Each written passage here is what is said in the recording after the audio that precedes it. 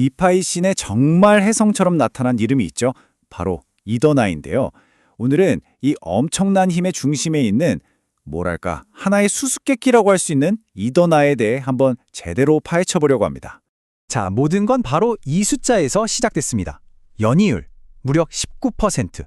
2024년에 이더나가 인터넷 채권이라는 이름으로 내건 수익률인데요. 아니, 어떻게 이런 말도 안 되는 수익률이 가능할까요? 그쵸. 여기서부터 이더나라는 수수께끼가 시작되는 겁니다. 그렇다면 이더나는 정말 디파이의 미래를 열어젖힐 엄청난 혁신일까요? 아니면 어딘가에 치명적인 약점을 숨기고 있는 좀 위험한 구조물에 불과할까요? 자, 이 질문의 답을 찾으려면요. 우선 이더나라는 기계가 대체 어떻게 돌아가는지부터 알아봐야겠죠? 네, 그래서 이더나의 핵심은 말이죠. 아주 정교하게 설계된 기계라고 생각하시면 편해요. 겉보기에는 좀 복잡할 수 있는데 원리를 알고 나면 사실 꽤 명확하거든요. 이 기계가 도대체 어떻게 그 놀라운 수익률을 만들어내는지 지금부터 같이 한번 살펴보겠습니다. 자, 이 기계의 심장, 가장 중심에는 USD라는 게 있습니다. 이걸 합성 달러라고 부르는데요. 이름 그대로 진짜 달러는 아니고요. 다른 암호화폐, 예를 들면 이더리움 같은 걸 담보로 잡아서 1달러의 가치에 딱 고정되도록 그렇게 프로그래밍된 토큰이에요. 모든 이야기는 바로 이 USD에서부터 출발합니다. 오케이, 그럼 조금 더 깊이 들어가 볼까요? 이더나의 진짜 비법은 바로 델타 중립이라는 전략에 있습니다. 이게 뭐냐면 아주 독창적인 균형 잡기 기술 같은 건데요. 자, 이렇게 돌아가요. 첫 번째, 여러분이 스테이킹된 이더, 그러니까 STST 같은 자산을 이더나에 맡긴다고 쳐요. 그럼 이더나는 뭘 하냐면 그 자산과 똑같은 금액만큼 선물 시장에서 가격 하락에 베팅을 겁니다. 이걸 우리가 숏 포지션을 잡는다고 하죠.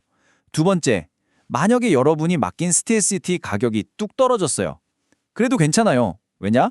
가격 하락에 베팅한 그 숏 포지션에서는 반대로 이익이 나거든요. 마지막으로 이 양쪽의 손실과 이익이 서로를 딱 상쇄시키는 겁니다. 결과적으로 USD의 가치는 항상 1달러 근처에서 안정적으로 유지되는 거죠. 와, 이거 진짜 영리하지 않나요? 그리고 이 전략이 시장에서 제대로 먹혔습니다. 정말 폭발적인 반응이었어요. 2024년 2월에 딱 출시됐는데 불과 10개월 만에 암호화폐 시장에서 세 번째로 큰 달러 연동 자산이 됐고요. 여기에 몰린 돈, 그러니까 총 예치 자산이 순식간에 160억 달러를 넘어버렸습니다. 이건 뭐 말 그대로 디파이 시장을 그냥 집어삼켰다고 봐야죠. 물론 이런 엄청난 성장이 그냥 운은 아니었습니다. 이더나는 굉장히 전략적으로 움직였어요. 담보자산에 비트코인을 추가해서 안정성을 더 높였고요. 또 크라켄이나 앵커리지 디지털처럼 업계의 거물들과 파트너십을 맺으면서 신뢰도를 확 끌어올렸죠. 어떻게 보면 전통금융 세계랑 웹3 세계 사이에 아주 튼튼한 다리를 놓은 거라고 할 수 있습니다. 하지만 말이죠. 모든 이야기에는 동전의 양면이 있는 법이죠. 이렇게 높은 수익률, 대체 어디서 나오는 걸까요? 그리고 그 이면에는 어떤 대가가 따를까요? 자, 이제부터는 이 화려해 보이는 시스템 뒤에 숨겨진 균열, 그러니까 높은 수익률만큼이나 높은 리스크에 대해서 이야기해 볼 시간입니다. 사실 이더나가 안고 있는 리스크는 한두 가지가 아니에요. 수익의 원천 그 자체가 흔들릴 수 있는 펀딩 비율 리스크가 있고요. 또 시장이 갑자기 무너질 때 자산이 강제로 팔려나가는 청산 리스크도 있죠. 여기에 거래소나 자산 보관업체에 문제가 생길 수도 있고 언제 터질지 모르는 규제라는 시한폭탄까지 정말 여러 위험들이 거미줄처럼 복잡하게 얽혀있는 상황입니다. 이 상황을 정말 핵심적으로 꿰뚫는 한마디가 있어요. 바로 토큰화된 헤지펀드라는 표현입니다. 이게 무슨 뜻이냐면요. 이더나는 그냥 우리가 생각하는 안전한 예금 상품 같은 게 아니라는 거예요. 오히려 아주 복잡한 금융 전략을 사용하는 그만큼 높은 위험을 감수해야 하는 전문 투자 회사에 가깝다는 일종의 경고 같은 거죠. 자, 그럼 가장 크고 결정적인 리스크를 한번 짚어볼게요. 아까 말했던 그 19% 수익률, 도대체 어디서 나오는 걸까요? 정답은 바로 선물 시장의 펀딩 비율이라는 겁니다. 이게 뭐냐면 시장이 막 활활 타오르는 강세장일 때는 너도 나도 가격 상승에 돈을 걸고 싶어 하잖아요.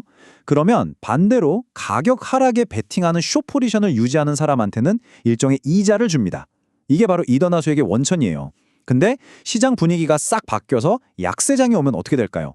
상황이 완전히 180도 달라집니다.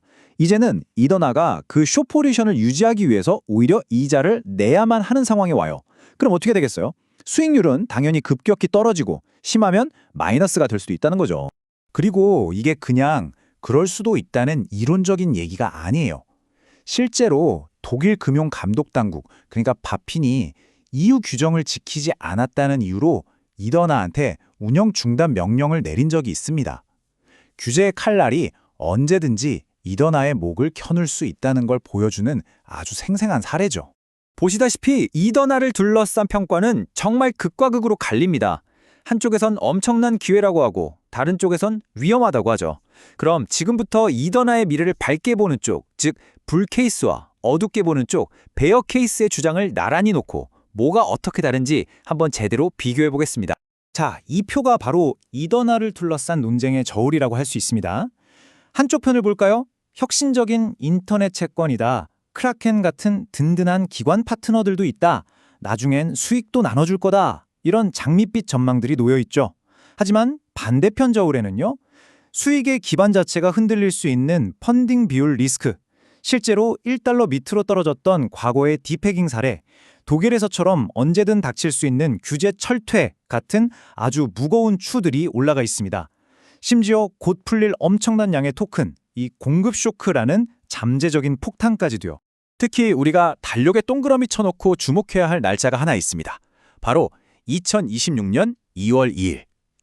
이날 이더나의 핵심 기여자들, 그러니까 초기에 참여했던 사람들이 가지고 있던 어마어마한 양의 토큰이 시장에 풀릴 수가 있어요. 이게 무슨 뜻이냐면 엄청난 매도 물량이 쏟아져 나오면서 가격에 공급 쇼크를 줄 수 있다는 거죠. 말 그대로 똑딱똑딱 시간이 흐르고 있는 시한폭탄 같은 겁니다. 자, 그럼 최종 판결은 뭘까요? 이더나는 좋은 걸까요? 나쁜 걸까요? 근데 이 수수께끼는 그렇게 예, 아니면 아니요로 간단하게 답할 수 있는 문제가 아닌 것 같아요. 명확한 정답을 내리려고 하기보다는 이 복잡한 미로를 어떻게 현명하게 헤쳐나갈지 고민하는 게 더 중요합니다. 결국 이더나에 대한 모든 이야기는 딱 하나의 핵심적인 갈등으로 귀결됩니다. 한쪽에는 높은 수익률이라는 정말 거부하기 힘든 달콤한 약속이 있고요. 다른 한쪽에는 그 바로 뒤에 숨어있는 프로토콜의 존립 자체를 위협할 수 있는 여러 현실적인 위험들이 있습니다. 투자자들은 바로 이 둘 사이에서 아슬아슬하게 줄타기를 해야 하는 상황인 거죠. 그래서 우리가 마지막으로 던져야 할 질문은 바로 이겁니다. 과연 이더라는 기존 금융의 중력을 거스르는 완전히 새로운 형태의 달러일까요? 아니면 언제든 발을 헛디뎌 추락할 수 있는 벼랑 끝에 아슬아슬하게 서 있는 걸까요? 글쎄요. 그 답은 오직 시간과 시장만이 말해줄 겁니다.